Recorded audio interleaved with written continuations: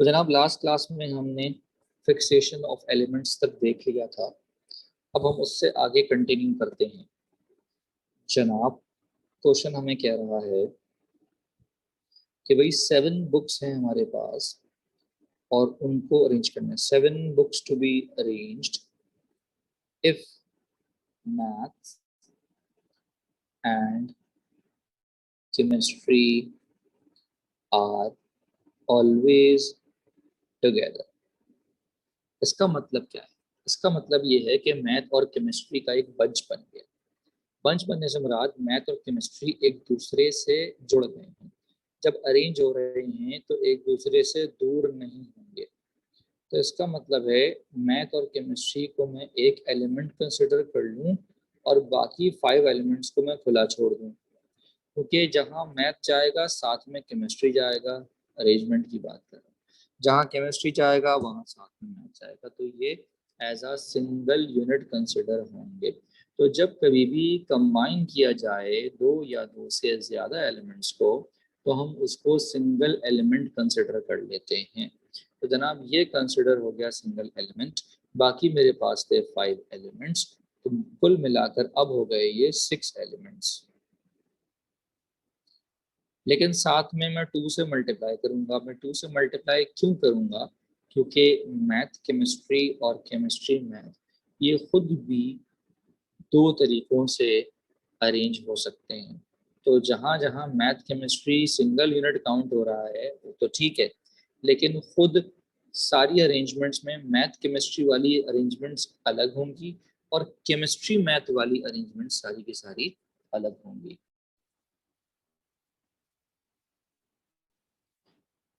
तो math chemistry या chemistry math 2 अलग अरेंजमेंट्स हैं, इसकी वजह से हम 2 से मल्टीप्लाई कर रहे हैं। नेक्स्ट क्वेश्चन में क्या कह रहे हैं जनाब?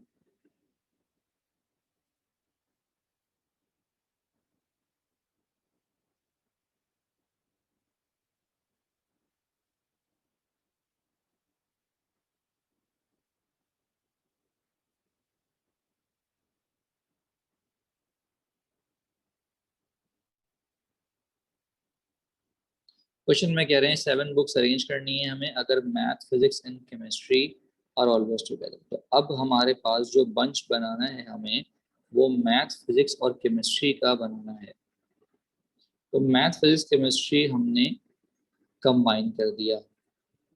जब कंबाइन कर दिया तो ये कंसिडर होगा सिंगल यूनिट।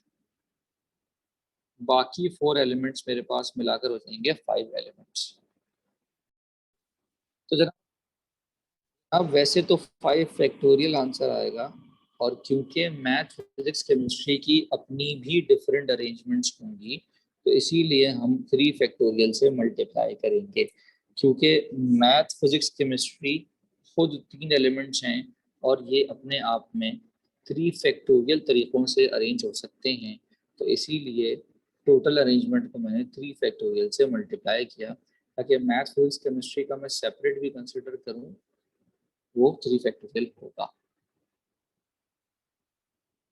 ऐसा क्यों हो रहा है? क्योंकि math physics chemistry, math chemistry physics, physics chemistry math, physics math chemistry, chemistry math physics, chemistry physics math, ये सब के सब 3 फैक्टोरियल अरेंजमेंट्स हैं। तो इसीलिए हम यहाँ पर 3 फैक्टोरियल से मल्टीप्लाई कर रहे हैं सर। जनाब। इसलिए हम 5 फैक्टोरियल क्यों कर रहे हैं? टोटल थी 7 किताबें। मैथ फिजिक्स केमिस्ट्री पहले 1 2 3 पे थी, तो फिर वो चली गई 2 3 4 पर, फिर वो चली गई 3 4 5 पर, फिर वो चली गई 4 5 6 पर, फिर वो चली गई 5 6 7 पर। तो बेसिकली मैथ फिजिक्स केमिस्ट्री जहाँ जा रही है वो एक यूनिट बनकर जा रही है और अरेंजमेंट में हिस्सा भी ले रही है। फिक्स नहीं हुई उसकी पोजीशन। अगर फिक्स होती तो हम उसको काउंट ना करते। मैथ फिजिक्स केमिस्ट्री कंबाइन जरूर हुई है, लेकिन पोजीशन फिक्स नहीं है उसकी। वो फर्स्ट सेकंड थर्ड पे भी हो सकती है, वो सेकंड थर्ड फोर्थ पे भी हो सकती है, थर्ड फोर्थ फिफ्थ पे भी हो सकती है, फिफ्थ सिक्स सेवन पे भी हो सकती है, एंड फोर्थ फिफ्थ सिक्स पे भी हो सकती है। इस वजह से इसका आंसर 5 फैक्टोरियल आ रहा है, क्योंकि ये अरेंजमेंट में हिस्सा ले रही है, लेकिन अरेंजमेंट में एज अ सिंगल यूनिट हिस्सा ले रही है। तो 5 फैक्टोरियल आंसर आएगा मैथ फिजिक्स केमिस्ट्री के लिए। इसी तरह 5 फैक्टोरियल आंसर आएगा मैथ केमिस्ट्री फिजिक्स के लिए। फिर 5 फैक्टोरियल आंसर आएगा फिजिक्स केमिस्ट्री मैथ के लिए। फिर 5 फैक्टोरियल आंसर आएगा फिजिक्स मैथ केमिस्ट्री के लिए। फिर 5 फैक्टोरियल आंसर आएगा केमिस्ट्री मैथ फिजिक्स के लिए। और 5 फैक्टोरियल आंसर आएगा केमिस्ट्री फिजिक्स मैथ के लिए।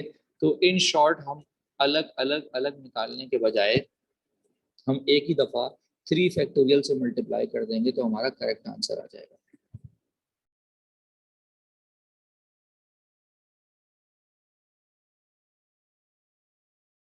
तो हमारे पास क्वेश्चन है, फॉर्म में क्या कह रहा है, नेक्स्ट क्वेश्चन हमसे क्या कह रहा है।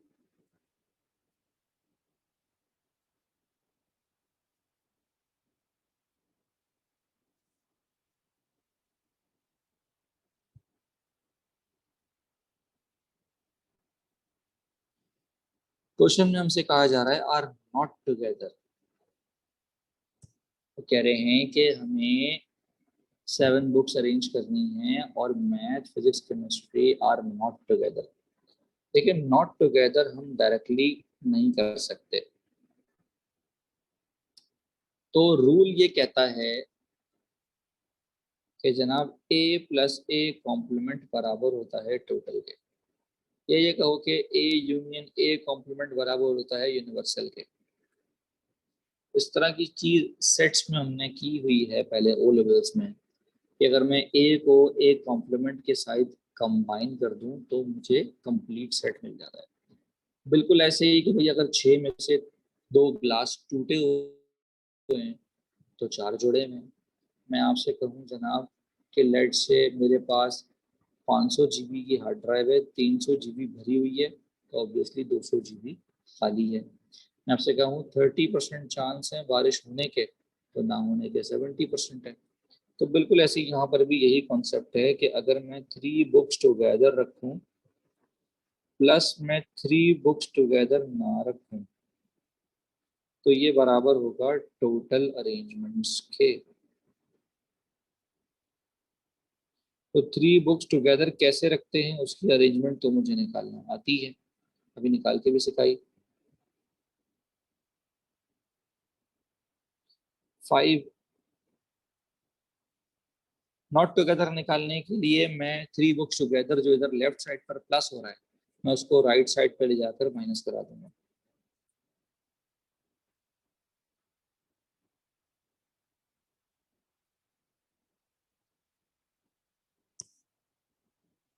तो जनाब 3 बुक्स नॉट टुगेदर के लिए टोटल अरेंजमेंट्स निकालूंगा, वो निकलेंगी जनाब 7 फैक्टोरियल, और उसमें से माइनस कर दूंगा जो मैंने 3 बुक्स को साथ रखा था, तो मेरे पास आंसर बिल्कुल करेक्ट आ जाएगा।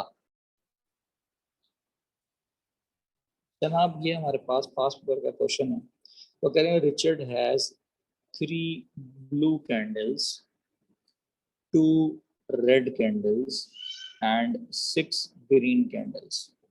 तो करें the candles are identical apart from their colours. Candles जो हैं वो आइडेंटिकल हैं apart from their colours. He arranges the 11 candles in a line. Find the number of arrangement of 11 candles if there is a red candle at each end. देखिए मैं आपको यहाँ पर पहले ही एक बात लिखवा चुका हूँ कि repeated permutation is always divided, कि जब भी रिपीटेड परम्यूटेशन आएगी तो हम उसको डिवाइड करेंगे। क्यों करेंगे, जरा इस कॉन्सेप्ट को देखते हैं। जनाब हमने ये देखा था अगर एक्स वाई जेड 3 एलिमेंट्स हैं तो इनकी डिफरेंट अरेंजमेंट्स बनती हैं 3 फैक्टोरियल।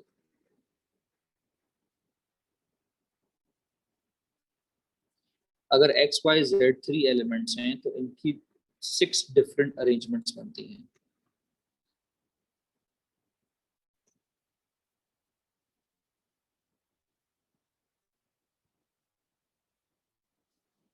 अगर ए बी सी हो तो 3 फैक्टोरियल अरेंजमेंट्स बनेंगी, लेकिन अगर ए हो तो इसकी 3 फैक्टोरियल अरेंजमेंट नहीं बनेंगी, बल्कि इसकी एक ही अरेंजमेंट बनेगी।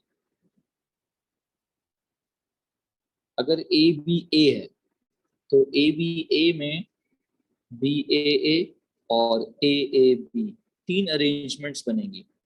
तो अगर मैं डिफर करने के लिए दूसरे वाले ए पर डैश लगा दूं और इसको मैं इंटरचेंज कर भी दूं दूसरे वाले ए से, तो भाई ए पर डैश लगा हो या ना लगा हो, ए तो ए है ना। तो इसका मतलब ये एक दूसरे की ये सेम अरेंजमेंट्स हैं। तो ए अगर दो हैं और मैं उनको डिफर कर भी लूँ डैश लगाकर और अरेंजमेंट चेंज कर भी दूँ, तो वो न्यू अरेंजमेंट नहीं बनेगी, बल्कि सेम अरेंजमेंट बनेगी जो कि हमने एक्स्ट्रा काउंट कर ली होगी। तो जनाब, अगर यहाँ पर 2 ए रिपीट हो रहे हैं तो आपने ये देखा कि इन 2 ए की वजह से हमें एक्स्ट्रा अरेंजमेंट्स जो मिली वो डबल हो गई ना। तो डबल हो गए, वापस लाने के लिए मुझे डिवाइड बाय 2 करना पड़ेगा। तो इसका मतलब है ए बी ए में 6 अरेंजमेंट्स नहीं बनेंगी, बल्कि 3 अरेंजमेंट्स बनेंगी। तो अगर ट्रिपल ए डबल बी 4 दफ़ा सी और 2 दफ़ा डी है, तो इनकी अरेंजमेंट्स कैसे बनेंगी देखते हैं। वहां पर 2 रिपीट थे, वहां पर 3 रिपीट थे, जितने रिपीट होंगे उतना डिवाइड करेंगे। तो अगर 3 एज हैं तो इसका आंसर 1 क्यों आता है? क्योंकि जनाब 3 फैक्टोरियल अरेंजमेंट होनी चाहिए थी 3 एलिमेंट्स की, क्योंकि 3 रिपीट हो रहे हैं तो 3 फैक्टोरियल से डिवाइड कर दिया। जनाब ए बी ए में अरेंजमेंट्स होनी चाहिए थी 3 फैक्टोरियल, लेकिन 2 ए रिपीट हो रहे हैं, तो हम आंसर लिख लेंगे 3 फैक्टोरियल अपॉन 2 फैक्टोरियल। जितना रिपीट होगा उतना हम डिवाइड करेंगे। वजह यह है कि जितना रिपीट हो रहा है उसकी वजह से हमने कैलकुलेशन उतने टाइम्स ज़्यादा कर ली। अगर 2 एलिमेंट रिपीट हो रहे हैं तो 2 टाइम्स अरेंजमेंट ज़्यादा काउंट कर लिया हमने रेगुलर फॉर्मूले से। फैक्टोरियल जो हमने लगाया 3 फैक्टोरियल, उसमें बेसिकली 6 अरेंजमेंट्स हमने काउंट कर ली, एक्चुअली 3 अरेंजमेंट्स थी। मिसाल के तौर पे अगर ये 4 लेटर्स होते ए बी सी और डी, तो 4 फैक्टोरियल अरेंजमेंट्स होती, मतलब 24 अरेंजमेंट्स होती। लेकिन अगर मैं यहाँ पर ये देखूं कि ए 3 मरतबा रिपीट हो रहा है, ए देन डी, तो उस सूरत में 4 फैक्टोरियल आंसर लिखने से 24 आंसर्स आते, लेकिन इन एक्चुअली मुझे 3 फैक्टोरियल से डिवाइड करना पड़ेगा, क्योंकि 6 टाइम्स अरेंजमेंट मैंने ज़्यादा काउंट कर ली होंगी ट्रिपल ए की वजह से।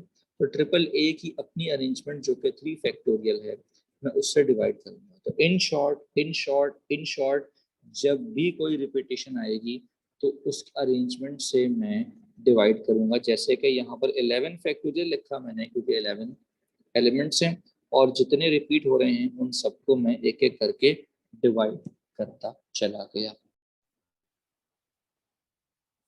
तो जनाब, अगर यहाँ पर मैं आपको क्वेश्चन नंबर 4 का पार्ट ए डिस्कस करूँ आपसे, तो 11 कैंडल्स थी जिसमें 3 ब्लू थी। तो ब्लू 1, ब्लू 2, ब्लू 3 उनके नाम रख दिए। Red 1, red 2, green 1, green 2, green 3, green 4, green 5, green 6, मैंने इनके नाम रख दिए। ठीक हो गया। अब वो कह रहे हैं कॉर्नर्स फिक्स हो गए, कॉर्नर्स पे 2 रेड फिक्स हो गए। जब कॉर्नर्स पे 2 रेड फिक्स हो गए तो रेड के लिए 2 कॉर्नर्स अवेलेबल थे, तो मैंने रेड के लिए आंसर लिख दिया 2 फैक्टोरियल अपॉन 2 फैक्टोरियल। वजह क्या है कि भाई 2 अरेंजमेंट्स थी रेड की, लेकिन क्योंकि रिपीटेशन थी तो इसीलिए 2 फैक्टोरियल से डिवाइड हो गया।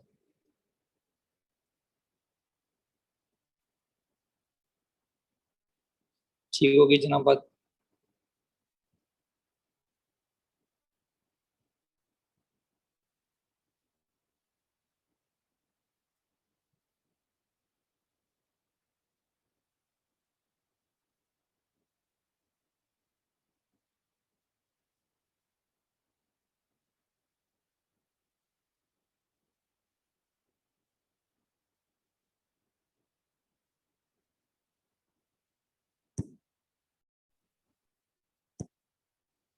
Now in the second part ये कह रहे हैं find the number of different arrangements of the 11 candles if all the blue candles are together and the red candles are not together। तो मुझे ब्लू को तो टुगेदर रखना है लेकिन रेड को टुगेदर नहीं रखना। तो लेट्स से मैंने कहा कि ब्लू टुगेदर हैं, इसमें से अगर मैं माइनस कर दूं ब्लू टुगेदर रेड टुगेदर, तो मुझे क्या मिल जाएगा? मुझे मिल जाएगा जनाब blue together but red not together.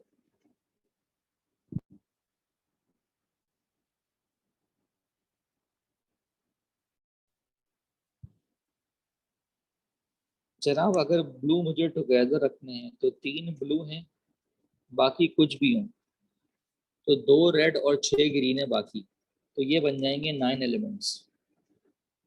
तो 9 फैक्टोरियल मल्टीप्लाई बाय 3 फैक्टोरियल, क्योंकि 9 हो जाएंगे टोटल एलिमेंट्स। और 3 ब्लू का भी ख्याल रखना है क्योंकि उनकी अपनी अरेंजमेंट भी होगी। ब्लू भी टुगेदर हैं, रेड भी टुगेदर हैं, ग्रीन खुले पड़े हैं। तो जनाब ये हो जाएंगे 8 एलिमेंट्स, क्योंकि 3 ब्लू को हम कंसिडर करेंगे सिंगल, रेड जो 2 हैं उनको भी हम कंसिडर करेंगे सिंगल। तो कुल मिलाकर ये बन जाएंगे 8 फैक्टोरियल। जो इनकी अपनी अरेंजमेंट है हमें वो भी ध्यान में रखनी पड़ेगी, लेकिन क्योंकि ये रिपीटिशन है तो हमें रिपीटिशन भी डिवाइड करनी पड़ेगी। तो हमारे पास फाइनल आंसर आ जाएगा, इसके अंदर मुझे मिलेगा blue together and red not together. तो ये हमारे पास सवाल है जनाब, अब हम इसको डिस्कस करेंगे।